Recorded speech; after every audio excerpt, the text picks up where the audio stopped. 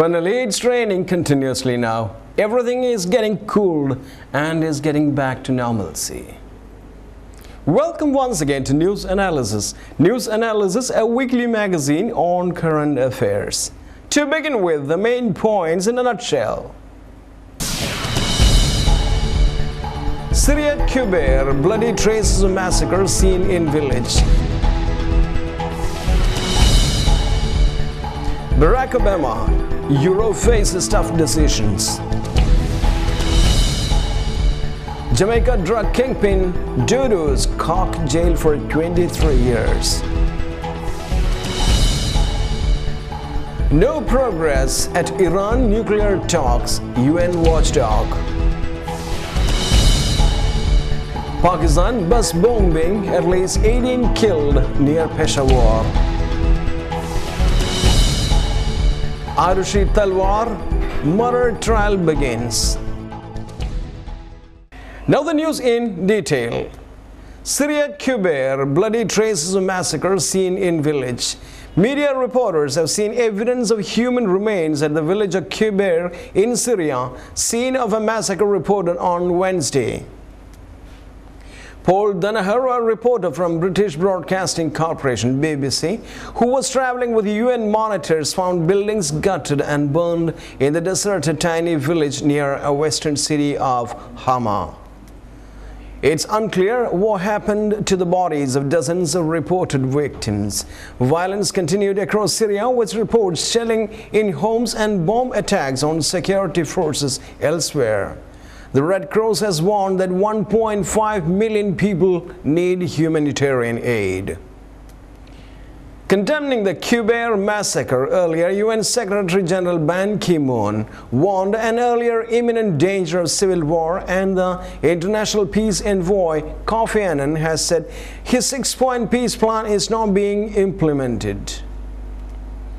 The opposition blamed the Kubair massacre on militia allied to President Bashar al-Assad, while the government accused terrorists of killing civilians.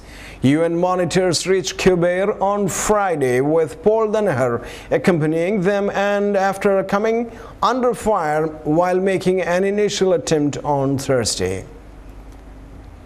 The militiamen accused of killings at the Kubair are known as Sabiha and are mainly from the minority Alawite community of President Bashar al-Assad.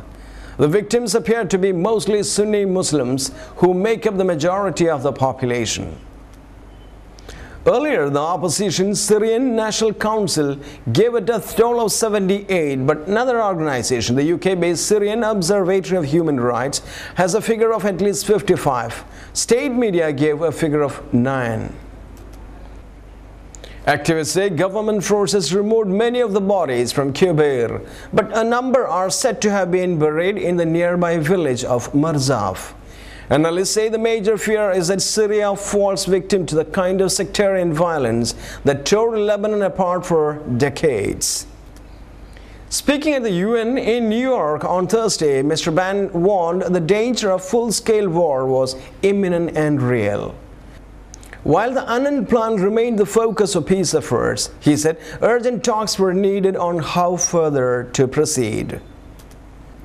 The US is demanding decisive action, and Mr. Annan is pushing for a contact group of key nations to raise pressure for an end of the violence.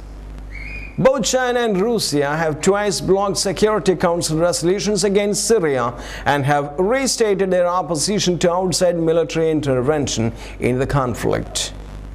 Someday that the plan may be dead, Mr. Annan said before meeting US Secretary of State Hillary Clinton in Washington on Friday. The International Committee of Red Cross says about 1.5 million people are in need of humanitarian aid in Syria. Its aid workers report that food, medical care, and shelter are in short supply, and even bread has become hard to find, while more and more people are being driven from their homes. Barack Obama, Europe faces tough decisions. European leaders must make difficult decisions to steer the Eurozone away from crisis, US President Obama says.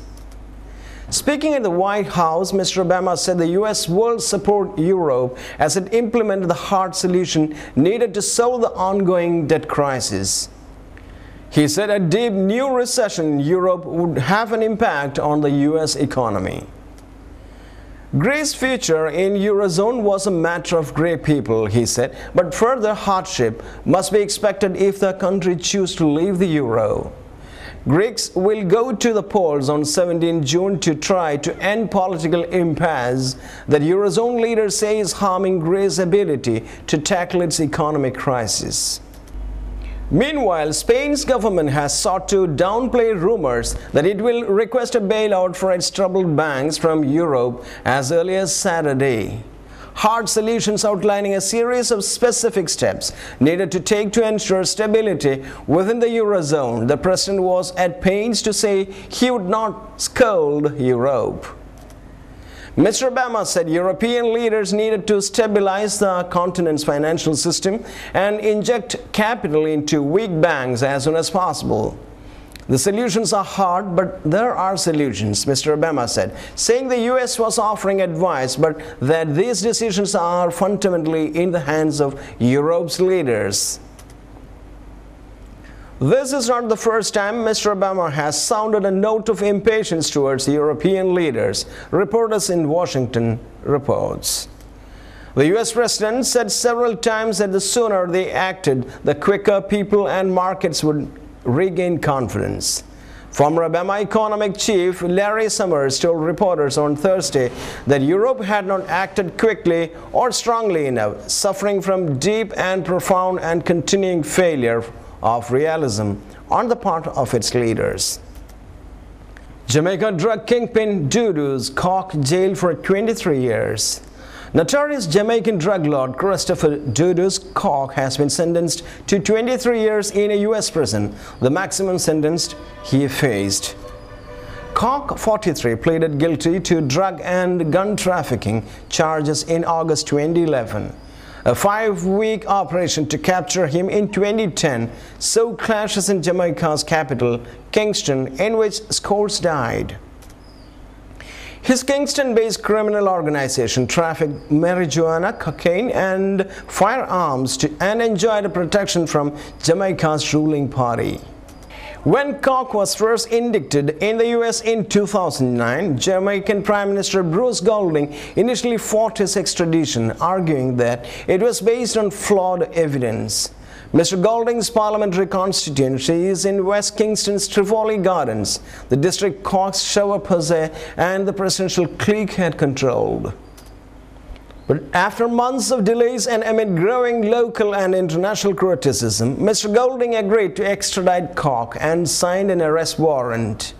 Cork was handed 20 years on the trafficking charge and therefore conspiracy to commit assault with a dangerous weapon. Cork had written a letter to the judge asking for leniency, describing good deeds he said he did for slum dwellers in Tivoli Gardens.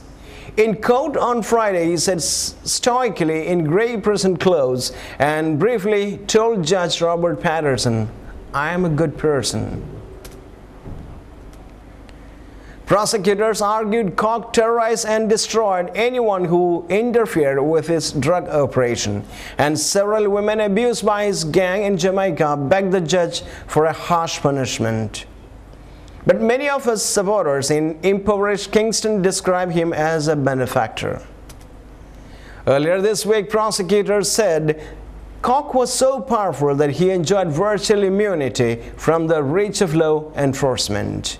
Cork's lawyer Stephen Drawson said he believed Cork would be released in his 60s and allowed to return to his home country.